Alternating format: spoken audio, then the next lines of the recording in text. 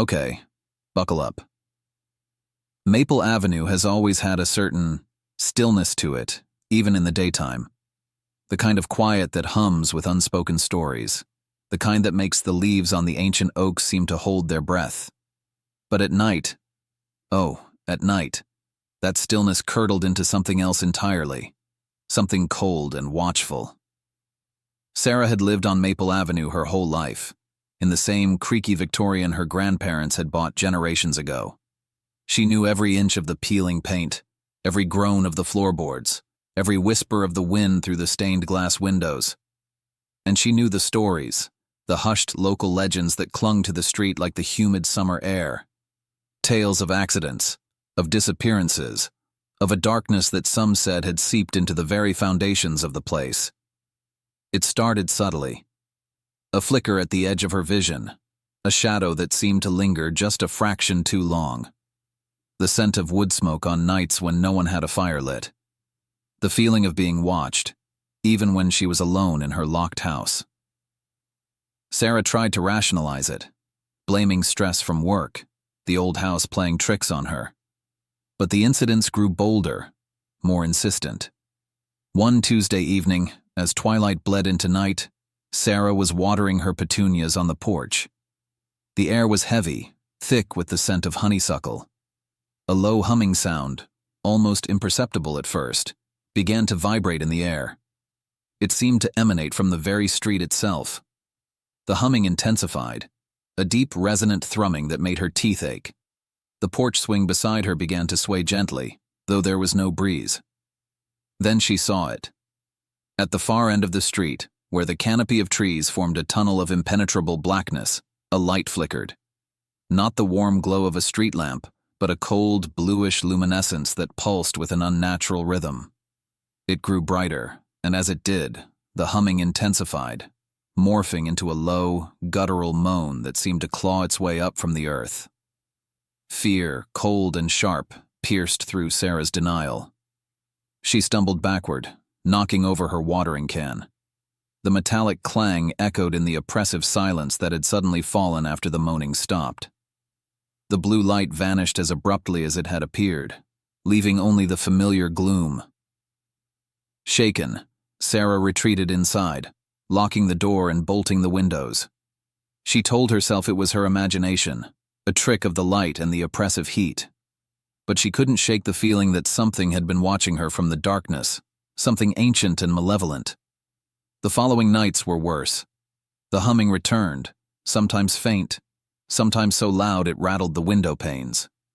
She started having nightmares, vivid, terrifying visions of shadowy figures lurking in the corners of her room, their eyes glowing with that same cold blue light. She'd wake up in a cold sweat, the lingering scent of wood smoke filling her nostrils. One afternoon, while exploring the dusty attic, Sarah found a box of old family photographs. Among them was a faded picture of Maple Avenue from the early 1900s. The houses looked the same, the trees smaller, but something in the background made her blood run cold. A dark shape, indistinct but undeniably present, seemed to hover above the street, like a stain on the photograph. It was the same feeling she got at night, the sense of a watchful presence. Driven by a growing unease, Sarah started researching the history of Maple Avenue at the local library. She unearthed old newspaper articles, land deeds, and local folklore. She discovered that the street had been the site of several tragic events over the years. A fatal carriage accident, a house fire that claimed an entire family, and the unsolved disappearance of a young woman in the 1950s. Each story was shrouded in whispers of bad luck and a lingering sense of sorrow. One particularly disturbing account detailed the legend of a weeping willow that supposedly grew near where the blue light had appeared. Locals whispered that the tree was a conduit for something dark, that its roots were intertwined with a tragedy so profound it had stained the very soul of the street. They said that on certain nights, the tree would weep a phosphorescent blue sap, and those who saw it were marked by misfortune. Sarah dismissed it as superstition, but a seed of dread had been planted. She started avoiding the end of the street, the place where the blue light had manifested. But the darkness seemed to be seeping closer, invading the sanctuary of her own home. She began hearing whispers, faint and sibilant, just at the edge of her hearing. They seemed to come from the walls, from the shadows in the corners of the room. Sometimes they sounded like her name, distorted and mocking.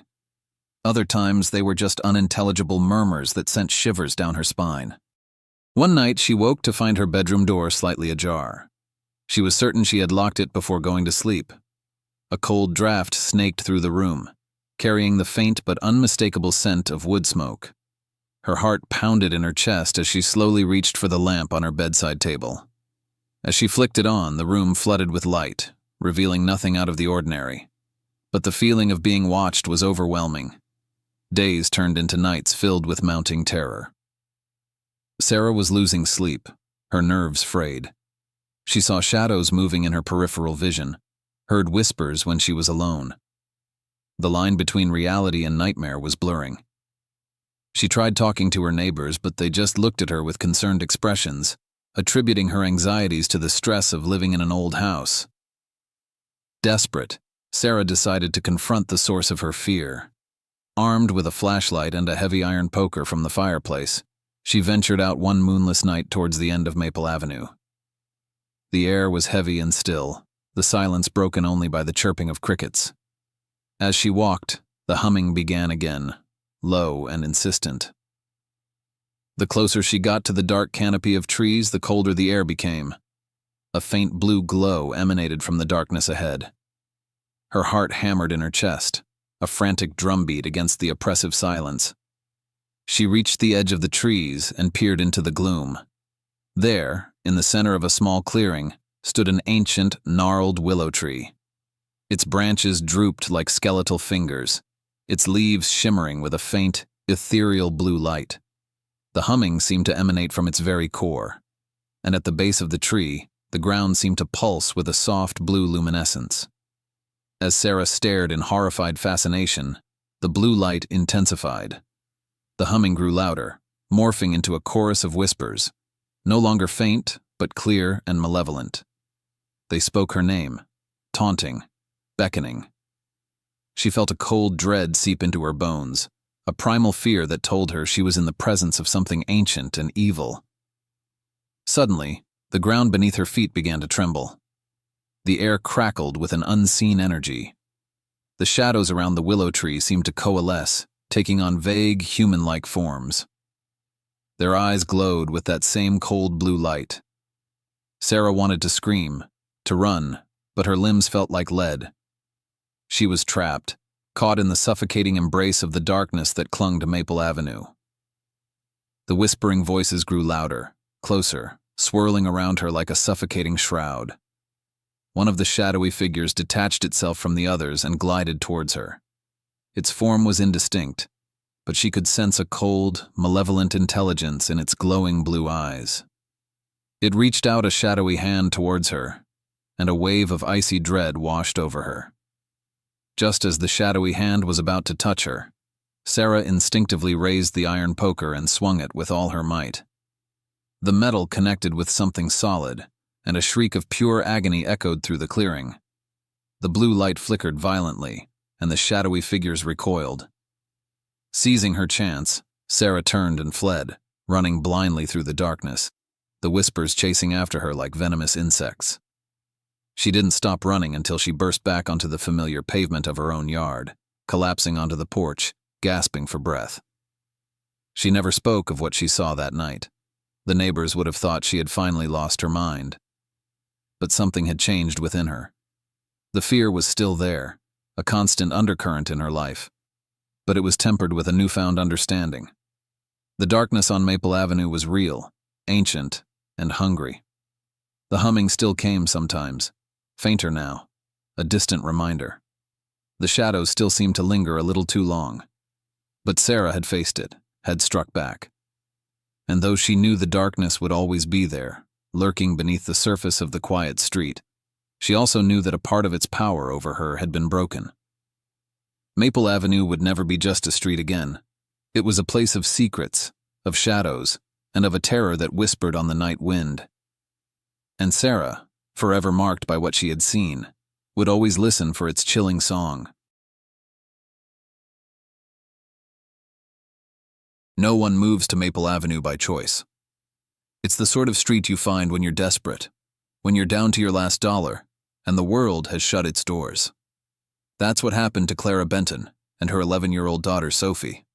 After a bitter divorce and endless bills, Clara stumbled across a listing for a home at 36 Maple Avenue, a beautiful old Victorian house priced so low it seemed almost criminal.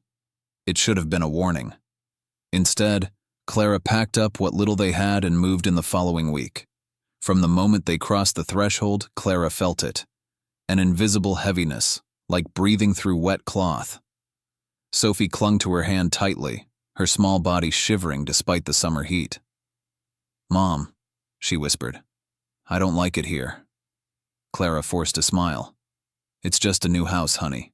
It needs us to make it a home. But some places don't want to be homes. Some places just want to be graves." The first night, Clara heard the footsteps, slow, deliberate steps moving across the upstairs hallway. But when she checked on Sophie, she was sound asleep, clutching her stuffed rabbit. Still, the noise persisted, growing louder each night. Sometimes she heard a soft knock on her bedroom door around 3 a.m. When she opened it, the hallway would be empty, stretching out like an endless, yawning throat. By the third night, Clara stopped sleeping altogether. It was on the fifth night that Sophie started talking to the lady. "She's nice," Sophie said at breakfast, her tone too flat, too distant for a child her age. "She lives in the walls. She sings to me at night." Clara nearly dropped her coffee. "Baby," she said carefully, "there's no lady in the walls." Sophie just smiled, a thin, grim little smile. Clara tried to rationalize it. Stress, imagination, maybe even mold or gas leaks affecting their heads. Old houses had all kinds of problems, right? But deep down, she knew better. The dreams started next. Dark corridors, endless doors, things peeking from behind them. Black, wet shapes, whispering her name. In the dreams, the house was alive, breathing, watching. She woke one night to find muddy footprints all around her bed. Tiny footprints. Sophie was standing at the foot of the mattress, staring at her with blank, hollow eyes. "The lady says you should leave," she said. Then she turned around and walked backward out the door, her little arms stiff and unnatural. Frantic, Clara called the listing agent the next morning, demanding answers. The voice on the other end sighed, weary and defeated. "I thought we disclosed everything," he muttered. "What do you mean?" Clara demanded. A pause. Then, "Maple Avenue? That street shouldn't even exist anymore." After the fire in 1956, the city condemned it. But somehow the houses stay. They call it a street, but it's not. It's a wound. And wounds, they fester. Clara's blood ran cold. "What happened in 1956? "Whole block burned," the agent said. "Started with the home you're living in.